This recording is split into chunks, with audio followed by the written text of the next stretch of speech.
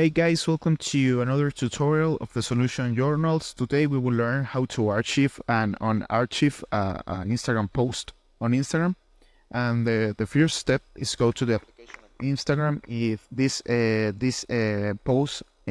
If this post like to you is good to you, the only thing you need to do to archive this post is go to this option in the down part of the post. This option is the save option. You got here, like you see, that that post is archived in a list.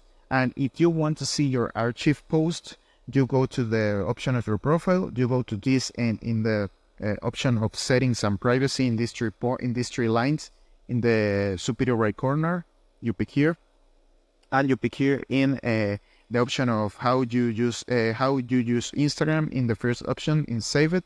You go to the option and you can see your post, for example this, and if you want to, in this part, if you want to unarchive that post, you pick in the same option and you you confirm the option of delete that post of your list. So the only thing you need to do is go to Instagram again, and you can delete that post. So this is the process. I hope this tutorial was helpful for you. Follow us for more content like this.